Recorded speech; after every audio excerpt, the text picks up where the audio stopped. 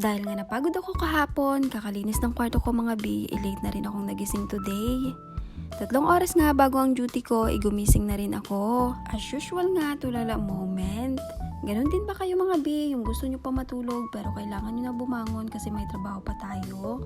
Una ko nga ho, ginawa diyan, itiniklop ko muna ang higaan ko para hindi naman magulo tingnan. Pagkatapos nga ho, ay binuksan ko na rin ang bintana sa kwarto ko. Malapit nga lang ang kwarto ko sa may highway, kaya naman narinig mo ang ingay ng sasakyan. Naisipan ko nga ho magkape, kaya naman magpapakulo muna tayo ng tubig mga be. Hindi naman ako mahilig sa kape, pero parang I crave something mainit. Kahit 2:00 na nga ng hapon dito. Naisalang ko na nga ho ang tubig at habang nag-aantay nga tayo na kumulo ang tubig, maghihilamos muna tayo mga B. Gamit ko nga dito ang Dr. Alvin na sabon mga B. Super ganda talaga ang result nito sa akin. Sa dinami-dami kong ginamit na pantanggal ng pimple marks, dito nga lang naglighten ang mukha ko. Hindi nga lang pantay. Kung gusto nyo nga ho itry ang product na ito, mabibili nyo ito sa kahit saang Filipino market dito sa Dubai. Mainit na nga ho ang tubig, kaya naman nagtimpla na ako ng kape. Wrong timing pa nga at paubos na pala itong Ovaltine ko. Alam nyo ba mga B, nung mga bata pa kami, yung isang sachet ng Great Taste or coffee ko, 4 kami maghahati noon. Dadamihan mo na lang nga ng asukal para magkalasa. Tapos ipang sasabaw mo sa kanin na purong mais. Super busog na nga kami noon kahit walang ulam. Kung hindi nyo nga ho naranasan yung mga yon, ay napakaswerte nyo mga B. Salamat nga ho sa Panginoon at yung mga bagay na hindi natin nararanasan noon ay unti-unti na rin natin nararanasan ngayon. After ko nga ho magkape ay bumalik na uli ako sa higaan. May oras pa naman kaya nahiga na muna ako.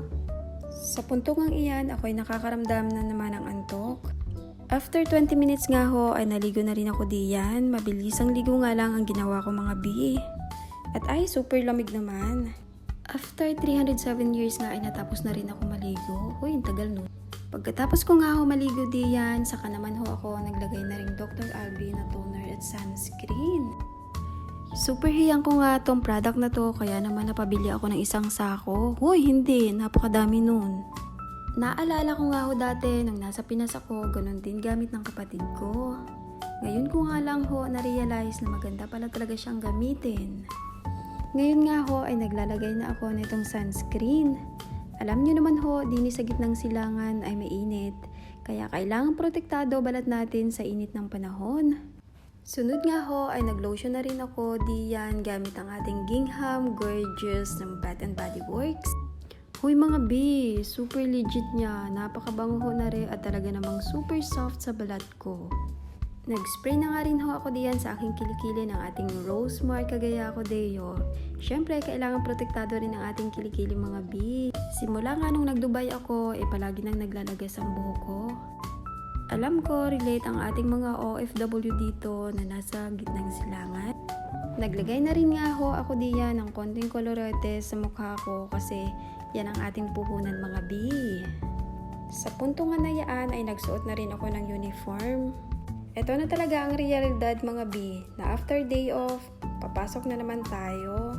Excited nga ho ako pumasok ngayon dahil nga kahapon ay bumisita sa store yung BM namin. Buti na lang talaga ho ay day off ko dahil kung hindi ay nako overload na naman tayo. Kasi nga ay mag-aayos nga daw ng store. Excited nga rin ho ako ditong isuot ang bago kong shoes na galing sa company namin. Super generous talaga ng company namin na to. 50th anniversary nga ng company namin, kaya tingnan nyo naman ho, pati shoes may nakalagay na 50th anniversary sa loob. Super thankful ko nga at ito yung company ko ngayon. Shout out nga ho sa kaibigan kong tunay ng Sharjah City Center na sa LV. Mabuhay ka B hanggang sa gusto mo. Bago nga tayo pumasok ay magpabango muna tayo. Alam niyo po ba na itong pabango na to ay tumatagal ng 100 years? Hoy, joke lang.